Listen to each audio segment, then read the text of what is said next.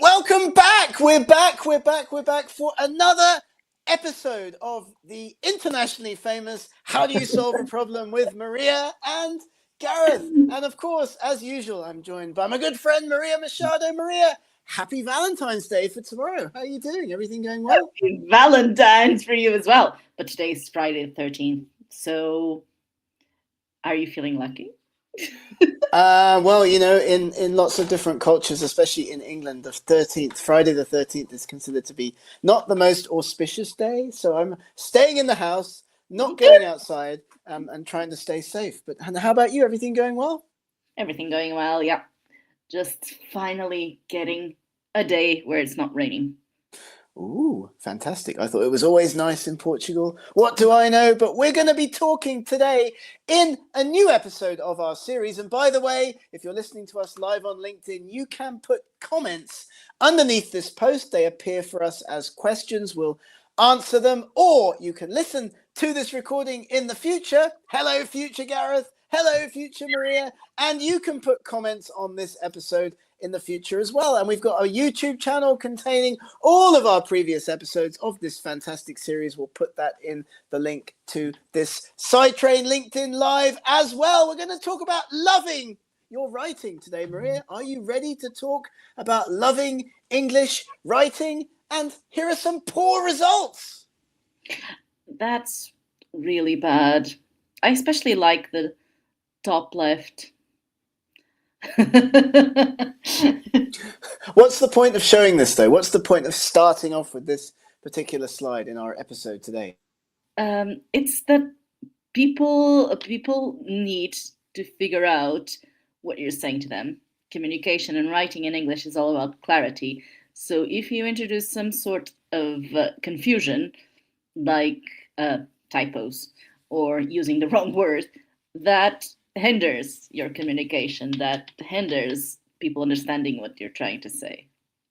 In this age of AI, of course, everybody's using AI tools to write their papers, to find ideas, to sort literature, come up with suggestions, research gaps, writing, formatting papers. But what's missing often, we find, as we do these workshops with researchers all over the world, is that spark, that idea, that innovation that makes your writing, your style, unique. And so what we're trying to do on the day before Valentine's Day is give you some suggestions, some hints, some tips, some tricks about how you can write more effectively in English with the help of AI, of course, and love your writing so that you don't make horrendous mistakes, as you can see here on the slide, and your excellent, fantastic, amazing research gets buried in poor English. So, Maria, how do you feel when you start writing a paper in English, as it is, of course, not your first language? No, it's not. And academic English is different from everyday regular English. So people that live in England and people that speak English as their first language may not even understand academic English that well. Um, so I think because this is quite a separate idiom from most from what most people do in their day to day, it's good to have a plan. It's good to figure out what you want to say in each section of your manuscript. Absolutely. So, what we do when we show this slide to people in workshops is we say there are many different ways to write creatively in your native language, of course. You may do it differently to somebody else in your native language. It's obviously much, much easier to write, be creative, get your thoughts and ideas across. But if you're writing in English and English is not your native language, as many of the researchers that we talk to around the world, of course, fall into that particular category, we recommend that you are like Arnold. See here in the middle of the slide, he's actually published a good number of ISI listed papers. I don't know if you've ever looked at Arnold Schwarzenegger's Google Scholar profile, Maria, but he's a bricklayer. He makes a plan before he starts to write. And that is absolutely key. If you have a plan, you know what you're going to do, then your English writing can get much, much easier. What about rules for plain English, Maria? You've seen these before, I know. Yes, and they are very easy um, to just not take into account whenever you're writing, but you need to keep them in the back of your mind whenever you're writing for an academic audience whose English is also not first language. English is more understandable whenever you write short sentences. So have one thing that you want to say per every sentence. Don't use unnecessary words because they're just confusing. Use words that are familiar. There's no point in being fancy in academic English. You use the right word for the right idea, the right concept. Use active verbs, a clear style, and punctuation. Don't forget about punctuation, it's very important. We're going to talk about all of these different elements in order in this presentation today. But of course, these are some of the rules for effective plain English. And we're going to talk about active voice. We're going to talk about passive voice. These are some things that you may have been taught about writing in English that we're going to say something perhaps a little bit different about in this event this afternoon. But there are some rules here. There are some ways that you can do this, some tricks and tips to learn to love your English writing all over again. But let's begin with the controversial one, Maria. Active voice. I did this. We did this, rather than it was done or it was undertaken. Sounds formal, and that's not necessarily what we want in academic writing. Well, we want to have a formal tone, but we don't want to confuse people. So whether it is usually requested, especially in essays in university, that you don't use your first person account, that you say you're taught to not write I collected, you're taught to write the sample was collected, to distance yourself and to make yourself seem more objective. That just hinders clarity, that increases the amount of words that you need to convey an idea. So it's always better whenever you're writing academic English to use active voice.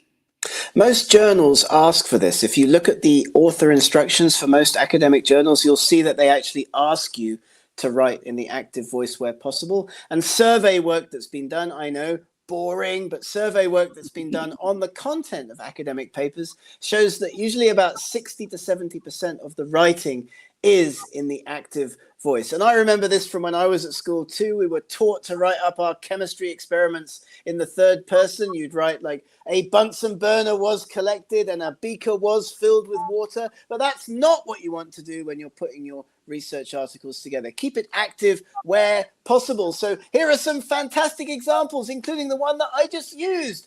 Active. The beaker was filled with water and then placed on the Bunsen burner. It kind of gives the beaker a lot of importance. Oh, that's actually, I wrote that. That's a real example.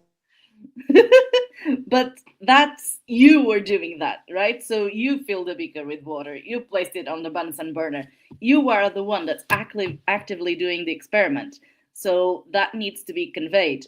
Also, it's easier to understand. Also, if you had word count limitations, which you usually do in academic manuscripts, that active voice requires far less words. Yep, that's also a very important point. We're going to talk about that in a moment. The deletion of unnecessary words from your articles, another key trick when learning to love your English. The whole length of the highway was paved by the crew. No, you can talk about this in the active voice. And as a general rule of thumb, as Maria's just mentioned, sentences written in the active voice are both easier to understand. Remember, most of your readers will not be native speakers, so you don't want to try to make your English as complicated as possible, despite what you may have been taught in other English language writing courses. And secondly, they require less words, as Maria also talked about, and you can see that in these examples here. So in the introduction, in the methods, in the results, in the discussion section of your next paper, as much active voice as possible. But what about sentences, Maria? What about starting sentences? You're muted, Maria. Muted, sorry. It's really it's really best if you avoid starting sentences with conjunctions, because that means that you are um, bringing an idea from a previous sentence to this one. It's always good to be clear and have chunks of what you're saying be an action, be within a sentence. Keep your ideas to the paragraph.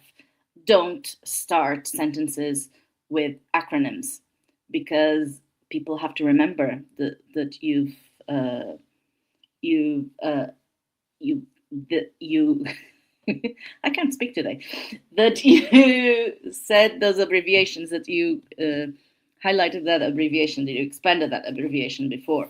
And whenever you're talking about quantitative data, you it's best if you don't start a sentence with a number, because you need to provide context first. And also, it's really hard to start a sentence saying 8 data points were, it falls back into the passive voice again. So start a sentence whenever with something that is actively showing that you participated.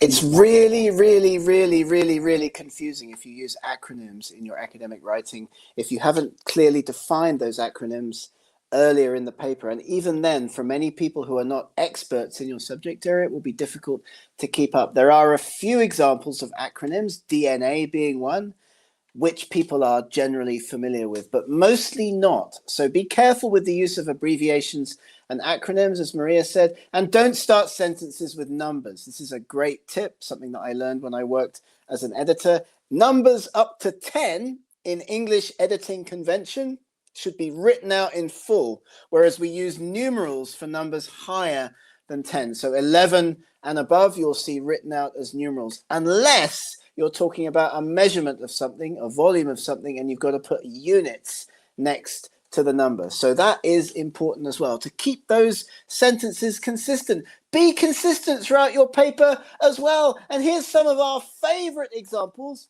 Modifiers, problematic pronouns. These are real examples from real live academic papers. Have a read of these and see if you're going to get as confused as Maria's about to get confused now. So, the spiders were inadvertently discovered while repairing a faulty growth chamber. Weird, no? Were the spiders doing plumbing? What's going on? Well, exactly. It sounds like the spiders were doing the repair work, right? Be careful with the way you write. This is because this is, once again, whenever you conflate active and passive voices, you introduce confusion. So whenever you say, using multiple regression techniques, the animals in experiment 1 were, yeah, the animals were in experiment 1, but they weren't using multiple regression techniques. You were. So just say what you want to say. Keep the information to the sections of the paper where they belong, and be as clear as possible.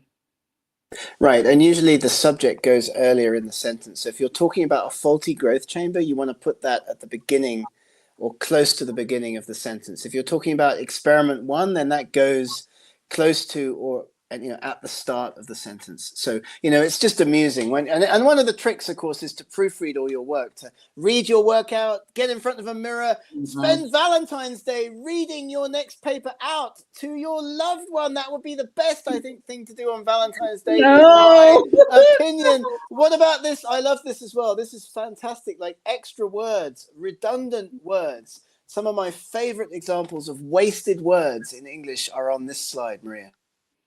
Yeah, but I think that a lot of people have difficulty not using constructions like blue in color and tenuous in nature, because we're taught that adjectives are usually not okay in academic writing. However, if you want to qualify something and you don't have a measurement for that, it's perfectly okay to say something like that man is blue whenever he's actually blue, because you observed it. Also, contractions. Not everyone knows the meaning of contractions, and it's best to avoid them in academic writing. also to keep the tone formal. Right. Yeah, because contractions in English writing come across as a little bit informal. Like, I can't understand what you're saying is like a conversational form of English. It's a bit chatty. And while you do want your academic writing not to be completely formal, third person and boring, you do also not want it to be extremely informal. So there's that kind of middle ground that we're looking for as Yeah. we learn to love our English again, the point of this event, where you're not so formal that people fall asleep when they're reading your paper and it's all long-winded and full of like third person and all that stuff, and it's not so informal that people think, oh, it's just like, he's just chatting. So a few kind of guidelines here. It's important to try to avoid redundant words, and we're going to talk about that again in a minute, but here's some other things to definitely avoid in academic article writing, right, Maria? Yes. So even if your subject is emotion, like sometimes you're writing a psychology paper, you whenever you're describing it, whenever you're qualifying it, whenever you're describing your work, it's best not to use emotional words if they're not in the context of something that happened. And superlatives. Superlatives are really cool whenever you're writing a novel, not academic English. Academic English, you would like, usually your whole point is to say that something is greater than or lesser than, not that something is gigantic or earth shattering. Particularly the case in my field, in earth sciences, in paleontology. We used to get an awful lot of papers that were the most amazing, or the gigantic, most gigantic, or, a marvelous new dinosaur, fantastic information. Like, this is great if you're giving a talk, or, giving an, participating in an event, let's say, but not the kind of words that you want to put into your academic paper. And emotion too, as Maria said, please try to separate yourself from the article's emotional sense, and words like, progressive, reckless, like, have no place really in English academic writing. As we've talked about, the use of these fantastic, amazing, marvelous superlatives. How's it going, Maria? We're going to have a fantastic, excellent, marvelous Valentine's Day today. What about these adjectives? A little bit more complicated, but nevertheless important, I think. They're very important. There are some things, some concepts that are just absolute. Either they exist or they don't exist. So whenever you're talking about a petri dish, it's either sterile or not sterile. It cannot be fairly sterile. If it's fairly sterile, then it's not sterile anymore. Right. And a woman cannot be slightly pregnant. She is pregnant or she's not pregnant. These are absolute adjectives. Yeah, really important to keep this in mind. I know it's a nuance of English writing for many people, but we do see this an awful lot. People describe a petri dish as quite sterile, or an object cannot be fairly unique. It's either unique or it's not unique. Okay, so keep this in mind as well. Many adjectives in English are absolute and cannot therefore be modified. And coming back to the example of pregnancy, because that's interesting, you can be recently pregnant, but you can't be slightly pregnant. So it's nuance in the way that you write. And we think it's important. That, which therefore brings me to the next slide, Maria. This is a very complicated one to explain because most people think they're interchangeable, that and which, and they really are not. There are times where you can only use which if the clause can be omitted without leaving the modified noun incomplete. Most of the time, which is a word that you use after a comma to qualify something that you're talking about, in addition to the main idea that you want to portray. For instance, the lawnmower, which is broken, is in the garage. You want to say that the lawnmower is in the garage, but you also want to say that the lawnmower is broken. So this is something you can, for instance, say it using two that's. The lawnmower that is broken is in the garage. But yeah, it's a longer sentence.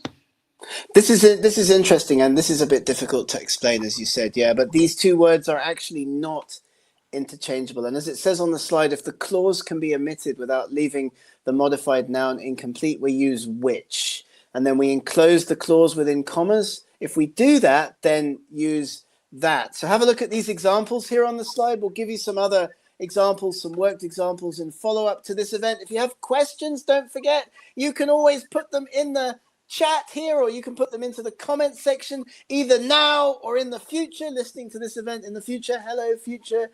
Gareth, this is really important as we are trying now to improve our English language skills, and we hope that this has been useful. But here's another one: American English versus good old British English. Maria, this must confuse you a lot, not being a native speaker. What do you think?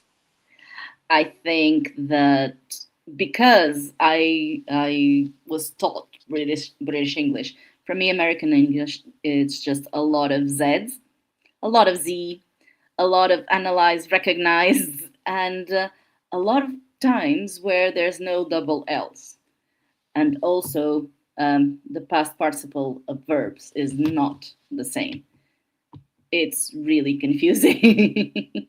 It seems that it's a completely different language at times. But, for instance, even elements like aluminum and aluminium are different. Pronunciation differences. Aluminum. Aluminium. What are you talking about? What are you talking about? These spelling differences are interesting. And I bet you didn't know that the color gray has a difference in spelling between American English with an A and British English with an E. Do you have a personal favorite, Maria? Which of these weirdo spelling conventions, like you know, springs out at you? You're a guy, because of course everyone now knows that gray and gray are different since 50 Shades of Grey. Oh, well, because I thought you were going to say I'm going grey, but actually, you know, not so much, not so much. No, but there are a lot of these types of words, and then sometimes whenever you're writing, you see something that you think is perfectly correct and is not, and you change it back, and then it is still, the tools that you're using still tell you that it's incorrect. You just need to be consistent. So within a document, don't use gray with an A and gray with an E interchangeably, because that is just really annoying. That's a really, really important point, something that you must tell your AI tool or your spell checker to check for you, because nothing annoys an editor more than reading through a paper and seeing lots of different spelling conventions mixed up, mixed and matched in the same document. So do keep this in mind as well when you start going through your papers. Really important. And when we talk in English, when we speak in English, there are some other nuances. When I get a paper from Maria and I'm like, Maria, it's not too bad. What am I really saying? What am I really saying with that? That is actually good. But if you say that, oh, what an interesting idea, you're just telling me to bugger off. Which Yeah, is that's what. another very good expression for English. Oh, that's a really interesting idea. I definitely say that all the time with people. And then, of course, you don't actually mean that. You know, that's very interesting, Maria. Thank you for that fantastic suggestion. The work is clearly a load of nonsense. That's not a bad idea. I mean, it's quite good. And when I say I only have a few minor comments, I'm obviously talking about a complete rewrite of the entire paper, right, Maria? Yes.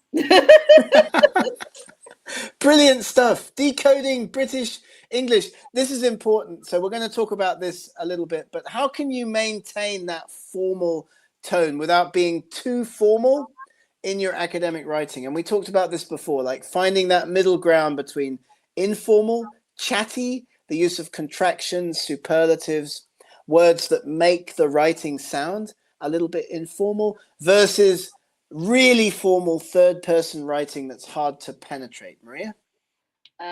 So there are some constructions that are preferred in academic writing.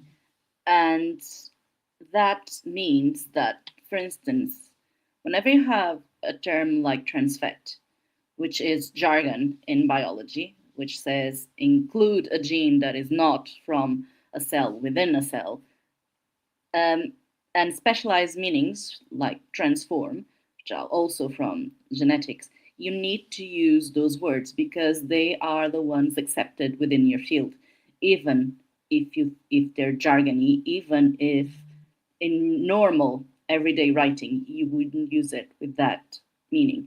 But there are, for instance, conventions that you need to follow, like gender and sex. Gender and sex are not interchangeable. They allude to different realities and different concepts. And it's very important that in biomedical writing, you are aware of those differences. A word can make a lot of difference whenever the concepts you're explaining are slightly more abstract. So whenever you say that something has been done, you say that it was performed or conducted because it's slightly more formal and it gives the paper more heft, like the experiment was performed, the experiment was conducted. Sounds better. Sounds good. Sounds less informal. I saw something. I observed something.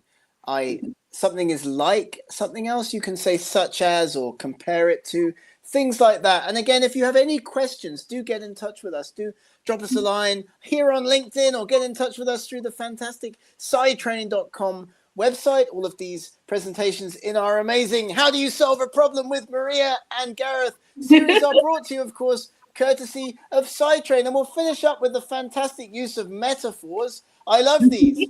Love is a battlefield. Life is a highway. These kinds of things are metaphors, right, Maria?